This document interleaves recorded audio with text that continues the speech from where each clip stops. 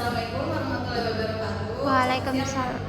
Saya belajar melihat pada kesempatan kali ini saya akan membahas suatu topik yang sangat relevan dengan kehidupan kita sebagai mahasiswa, yaitu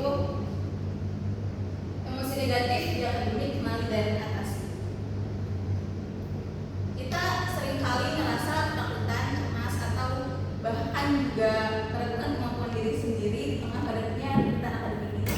Nah, perasaan-perasaan ini jika tidak dikelola dengan baik akan berdampak pada perjalanan studi kita dan kesehatan mental kita, teman-teman. Jadi pada kesempatan kali ini saya akan membahas lebih dalam mengenai dari mana sih emosi negatif itu muncul dan bagaimana cara kita bisa mengelola sesuatu itu menjadi yang lebih positif. Salah satu pemicu utamanya adalah lingkungan yang kompetitif.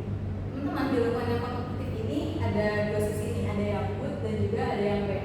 Untuk goodnya itu kita bisa lihat bahwasanya kayak kita memacu diri kita untuk berubah menjadi yang lebih baik lagi, menjadi orang yang lebih berprestasi, atau kita juga menetapkan standar-standar kita untuk mencapai suatu keberhasilan.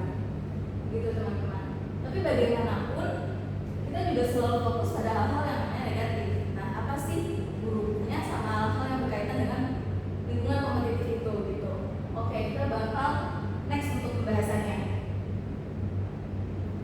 Nah, saat kita berada di kompetisi atau di lingkungan yang kompetitif, kalau dari pengalaman aku pribadi, misal di sebuah perlombaan gitu, aku tuh sering ada pemikiran kayak gimana ya kalau misalnya nanti aku kalah, atau gimana ya ternyata ya udah aku persiapin selama ini tuh masih kurang gitu, atau gimana ya ternyata aku tuh lemah, gimana kalau mereka tuh lebih hebat, gimana kalau ternyata lawan aku tuh ternyata udah menang sebelumnya di kompetisi ini gitu, sedangkan aku tuh masih newbie bla bla bla bla gitu.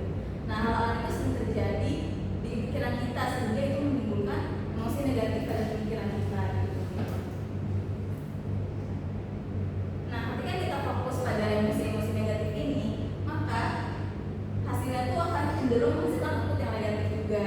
Kayak kita jadi kurang percaya diri sama diri kita jadi lebih fokus sama lawan kita jadi lebih fokus sama orang lain dibandingkan diri kita sendiri. Salah satu sumber itu berasal dari lingkungan yang gak suportif, kayak misalnya kita terjebak pada toxic relationship atau berada pada circle pertemanan yang gak sehat gitu. Kayak misalnya temen-temen dapat nilai bagus tapi temen-temen malah dibully gitu, atau juga karena kurangnya support system. Nah, terus apa aja sih hasil dari output negatif itu?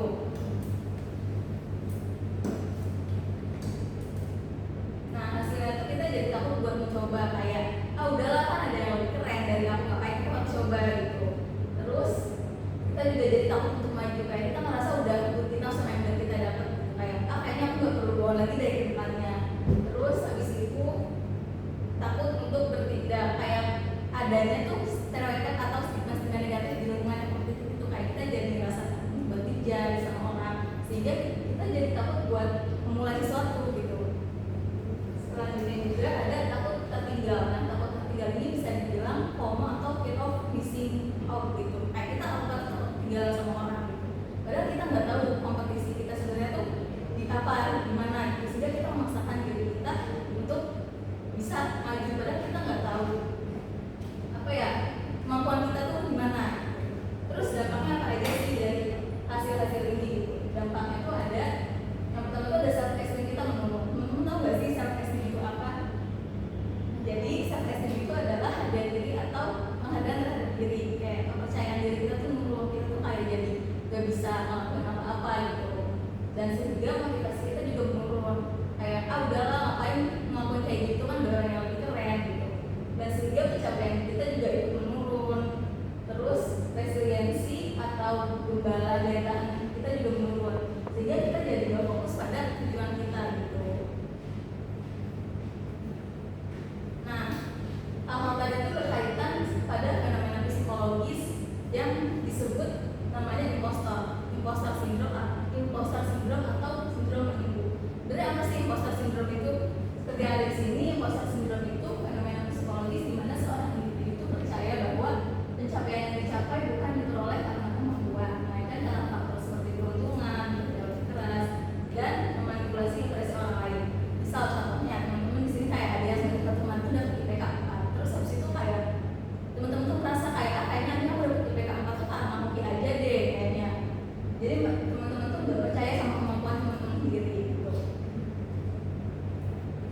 dari impostor syndrome itu sendiri ada beberapa aspek yang mengaruhinya teman-teman. Yang pertama itu ada diskon. Diskon itu individu ketika merefleksikan kinerjanya merasa tidak percaya akan kemampuannya.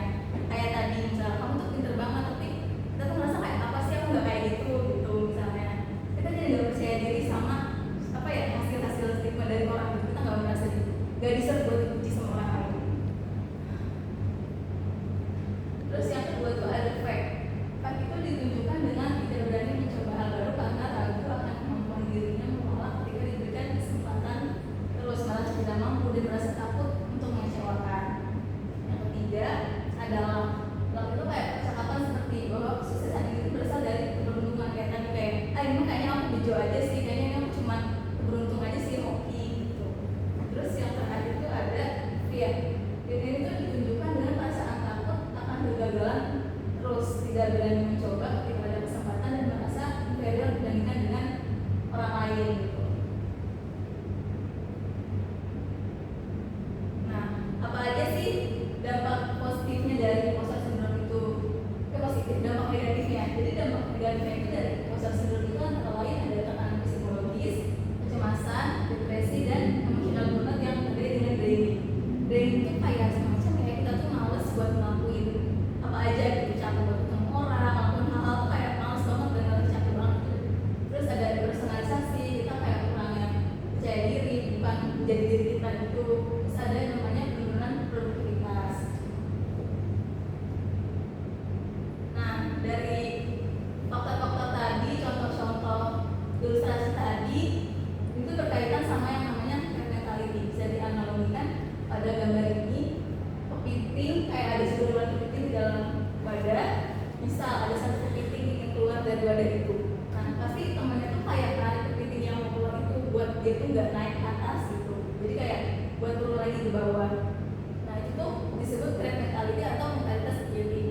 Artinya tuh kecenderungan untuk menjatuhkan orang lain yang sedang mencoba untuk sukses atau maju, terutama ketika mereka melihat orang lain tersebut lebih sukses atau berada di posisi yang lebih baik dari mereka. Jadi intinya kayak gak mau melihat orang tuh kayak lebih maju dari kita. Nextnya, nah jadi gimana sih caranya buat mengatasi emosi-emosi negatif itu gitu? Yaitu dengan cara kita menjaga kesehatan mental kita untuk selalu berpikir positif sehingga kita bisa menghasilkan output yang positif juga. Gimana tuh caranya? Nextnya, di sini kita bisa lihat. Jadi dengan cara menjaga kesehatan mental itu pertama kita fokus pada tujuan kita. Gitu. Kita nggak peduli apa orang lain itu kayak gimana. Kita fokus aja sama tujuan kita, mau teman-teman lain gimana, gitu. Udah bodo amat gitu. Terus yang kedua itu ada afirmasi positif. Kayak kita tuh memberikan kalimat-kalimat positif pada diri kita sendiri setiap harinya. Kayak kita tuh harus nyakinin kalau diri kita tuh ternyata bisa loh buat mencapai sesuatu hal itu gitu. Terus yang ketiga tuh ada fokus pada diri. Yang keempat ada self reward, dan self reward itu termasuk penting karena menurutku satu pencapaian itu harus bisa diapresiasi, dihargai. Contohnya kayak kita harus menjalani pencapaian yang berat gitu kan, misalnya ngobrol rumah. Nah setelah kita melewati pencapaian itu, kita bisa mengapresiasi diri kita dengan self reward kayak pulang pencapaian ini udah SPM dulu gitu. Terus yang kelima itu ada atur pernafasan. Karena terkadang kita tuh gak merasa kalau diri kita tuh bernafas gitu. Tapi ketika kita ngerasa diri kita bernafas, kayak kita kayak jiwa raga tubuh kita tuh kayak jadi terkonek gitu, saling nyatu, dan kita tuh bakal ngerasa kalau kita tuh lebih hidup gitu. Terus yang terakhir ini konsisten, dan ini tuh yang paling penting karena kalau misalnya teman-teman udah membangun sesuatu dari awal sampai akhir, terus teman-teman udah konsisten, itu tuh apa yang teman-teman udah capai itu bisa lumpuh dan akan jadi sia-sia. Jadi kita harus bisa jaga kesehatan mental kita dari 6 poin ini. Oke. Nextnya sebelum menutup, ketika saya memberikan sebuah quotes dari dalam buku Mata Air India, bahwasanya semua jatuh bangunmu hal yang biasa, akan ada pertanyaan waktu yang menjawabnya. Berikan tenggat waktu, berserilah secukupnya, rayakan perasaanmu sebagai manusia. Terima kasih, cukup sekian dari saya. Kurang lebih mohon maaf. Wassalamualaikum warahmatullahi wabarakatuh. Waalaikumsalam warahmatullahi wabarakatuh.